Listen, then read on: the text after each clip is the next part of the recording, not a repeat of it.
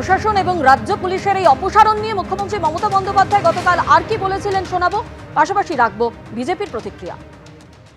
আগে আমরা যেটা দেখেছি যে যদি কাউকে কোনো এসপি বা ডিএমকে চেঞ্জ করতে হতো তাহলে রাজ্যের কাছ থেকে 3টে নামের প্যানেল নেওয়া হতো, সেখান থেকে ওরা ডিসাইড করতো। কিন্তু এরা কোনো নিয়ম মানছে না, না মানছে নিয়ম, না মানছে নীতি, এমনকি সুপ্রিম কোর্টের ভার্ডিক্টও মানছে না। মাঝে মাঝে আমার মনে হয় ব্রেনটা বিজেপি পার্টির ঠিকমতো কাজ করছে তো। নির্বাচন কমিশন, মানুষ এটা প্রত্যাশা করে, পশ্চিমবঙ্গের মানুষ, যে সারা দেশের সর্বত্র যেখানে শান্তিপূর্ণ নির্বাচন হয় সেখানে পশ্চিমবঙ্গের নির্বাচনে কেন এত রক্তপাত, পশ্চিমবঙ্গের রাজনীতিতে কেন এত রক্তপাত। ব্যক্তিগতভাবে আমি এর আগেও এই কথা বলেছি, এই পশ্চিমবঙ্গকে রসাতলে নিয়ে যাওয়ার জন্য সরকারি আধিকারিক, আমলা এবং তৃণমূল কংগ্রেসের একটা যৌথ বাস্তুতন্ত্রের মধ্যে দিয়ে এই রাজ্যটাকে রসাতলে নিয়ে যাওয়া হয়েছে। এই অভিযোগ ওঠে যে তৃণমূলের পেরোলে আছেন, ফলে স্বাভাবিকভাবে নির্বাচন কমিশন পরিস্থিতি মোতাবেক সিদ্ধান্ত নিয়েছেন। তবে আমি এটুকু বলবো, সিদ্ধান্ত নিলে হবে না, যারা আসলেন তাদেরকেও দায়িত্ব নিয়ে এই রাজ্যের নির্বাচনকে শান্তিপূর্ণ করবার ব্যাপারে যথেষ্ট দক্ষতার পরিচয় দিতে হবে। তাহলেই বলতে পারবো যে নির্বাচন কমিশনের সিদ্ধান্ত সফল, তার আগে নয়। প্রশাসন এবং রাজ্য পুলিশের এই একাধিক অপসারণ নিয়ে গতকাল মুখ্যমন্ত্রী মমতা বন্দ্যোপাধ্যায় কি বলেছিলেন শোনাবো। মধ্যরাত্রে বিজেপির কথায় গুপ্ত তাণ্ডব, এসব করেও বিজেপি কিছু করতে পারবে না। আর এইভাবে সবাইকে চেঞ্জ করে, যাদের চেঞ্জ করে যায় প্রত্যেকে এফিশিয়েন্ট যোগ্য অফিসার, এবং তারাই কিন্তু আগামী দিন কাজ করবে। এবং যাদের চেঞ্জ করেছে তার খেলাও আমরা জানি, অঙ্কটাও আমরা জানি। আশা করি যারা বাংলায় ভালোভাবে কাজ করবে তারা আমাদের সাথে থাকবেন। মুখ্যমন্ত্রী মমতা বন্দ্যোপাধ্যায় তিনি বলেছেন বিজেপির কথায় মধ্যরাতে গুপ্ত তাণ্ডব, আর এই নিয়ে বিজেপির কি বক্তব্য শুনুন। কি করবে প্রশাসন বলে কি আছে? প্রশাসন মানেই তো তৃণমূল, তৃণমূল মানেই প্রশাসন। এখানে কোনো আলাদা ভাগ ছিল নাকি? এই রাজ্যে গত 1.5 দশক ধরে যা চলেছে, প্রশাসন মানেই তৃণমূল, তৃণমূল মানেই প্রশাসন। যারা ওই তৃণমূল ভবনে যান না কোনো কারণে, তাদের জন্য একটা আলাদা করে না দেখা তৃণমূলী ব্যবস্থারও ছিল। আর এই পরিস্থিতিতে এদেরকে সরানো ছাড়া নির্বাচন কমিশনের কি আর উপায় ছিল? আমরা কমিশনের সিদ্ধান্তকে স্বাগত জানাচ্ছি, কিন্তু পাশাপাশি এটাও বলছি যে সন্ত্রাসমুক্ত ভোট পশ্চিমবঙ্গবাসীকে উপহার দেওয়া কমিশনের দায়িত্ব এবং কর্তব্যের মধ্যে পড়ে, সেটা দিতে হবে। শুধুমাত্র জেলা শাসক ডিওই নয়, রাজ্যের 5 জায়গায় ডিআইজি অপসারিত। রায়গঞ্জ রেঞ্জ, মুর্শিদাবাদ, বর্ধমানের ডিআইজি অপসারণ করা হয়েছে প্রেসিডেন্সি রেঞ্জ ও জলপাইগুড়িতেও। নতুন ডিআইজিদের কাল সকাল 11টার মধ্যে দায়িত্ব নিতে হবে, রিপোর্ট পাঠাতে হবে কমিশনের নির্দেশ নির্বাচন কমিশনের। রায়গঞ্জ রেঞ্জের নতুন ডিআইজি অমিত কুমার ভরত রাঠোর, মুর্শিদাবাদের নতুন ডিআইজি অজিত সিং যাদব, বর্ধমান রেঞ্জের ডিআইজি শ্রীহরি পাঞ্জে, প্রেসিডেন্সি রেঞ্জের নতুন ডিআইজি কঙ্কর প্রসাদ বারুই এবং জলপাইগুড়ি রেঞ্জের নতুন ডিআইজি অঞ্জলি সিং। ভোটের দিন ঘোষণার সঙ্গে সঙ্গে যেভাবে নজিরবিহীন প্রশাসনের শীর্ষ স্তরে অপসারণ আমরা দেখেছি, আর এবার যে খবর পাওয়া যাচ্ছে একেবারে এক লপ্তে অপসারিত 11 জন ডিএম, 2 ডিও। জেলায় নির্বাচন পরিচালনার পুরো দায়িত্বে জেলা শাসকরা, ভোটের সময় জেলা শাসকরাই ডিওর ভূমিকা পালন করেন। এসআইআর পর্বেও পুরো দায়িত্ব ছিল জেলা শাসক বা ডিওদের উপর।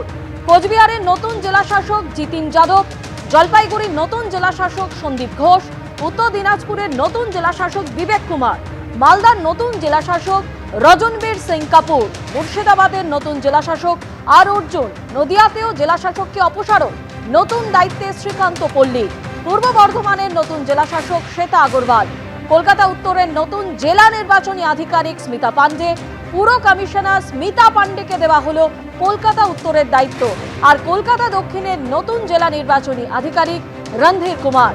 রোল অবজারভার রণধীর কুমারকে করা হলো দক্ষিণ কলকাতা ডিও।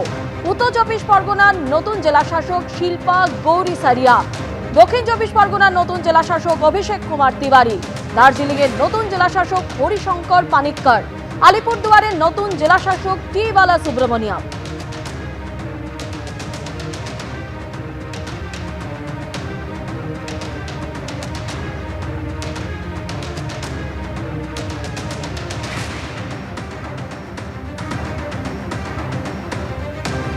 শুধু ডিএম বদলের ঘটনাই নয়, এর আগেও আমরা দেখেছি ভোট ঘোষণার পর গত 3 দিনে পুলিশ প্রশাসনে বড় সড় রদবদল নির্বাচন কমিশনের।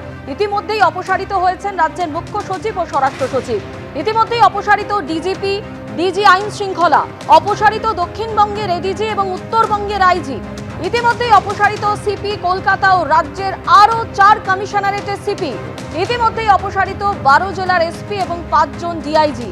এবার অপসারিত 11 জন ডিএম ও 2 জন ডিওকে। নির্বাচনের আগে পুলিশ প্রশাসনের অধিকাংশ জায়গাতেই নতুন মুখ আনছে নির্বাচন কমিশন।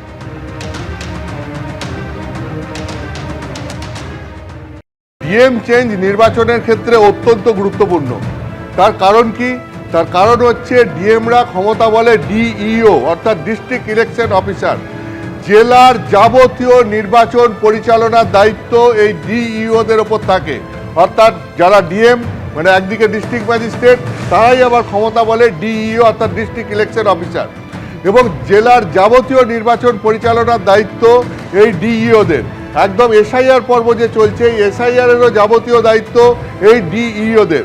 এখানে যেটা আমরা দেখতে পাচ্ছি যে আজকে 11টা গুরুত্বপূর্ণ জেলা ডিএমকে পরিবর্তন করে দেওয়া হলো। মানে পুরো প্রশাসনের অর্ধেক তুমি বলতে পারো চেঞ্জ করে দেওয়া হলো। এবং শুধু তাই নয়, 11টা গুরুত্বপূর্ণ জেলার ডিএমই নয়, এছাড়া কলকাতা উত্তর এবং দক্ষিণের ডিইও। যেহেতু কলকাতায় কোনো ডিএম নেই, কলকাতার যে ম্যাজিস্ট্রেটের পাওয়ার সেটা কলকাতা সিপিকে দেওয়া আছে, সেই কারণে যেহেতু কলকাতা ডিএম নেই, সেই কারণে কলকাতা উত্তর এবং দক্ষিণ কলকাতাকে দুটো ভাগে ভাগ করে সেখানে 2 জন ডিস্ট্রিক্ট ইলেকশন অফিসারকে নিয়োগ করা হয়। এই 2 জন ডিস্ট্রিক্ট ইলেকশন অফিসার তারা এখানে নির্বাচনের যাবতীয় দায়িত্ব পালন করেন। অর্থাৎ ডিএমরা যে দায়িত্ব জেলায় পালন করেন, কলকাতা উত্তর এবং দক্ষিণে নির্বাচনের ক্ষেত্রে ডিইওরা সেই দায়িত্ব পালন করেন।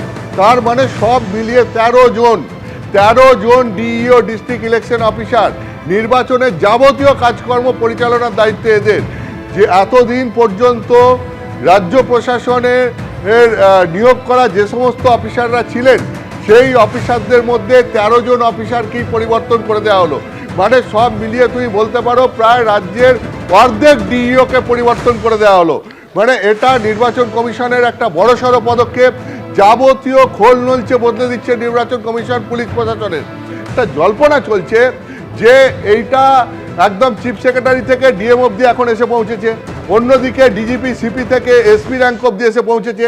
এখানেই এটা থামবে না।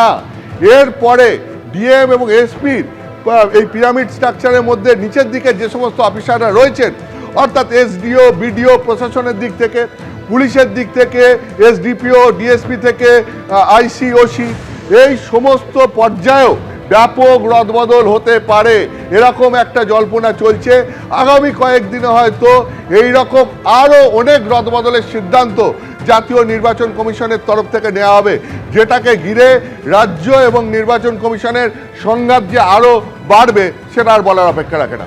এবিপি আনন্দ, এগিয়ে থাকে, এগিয়ে রাখে।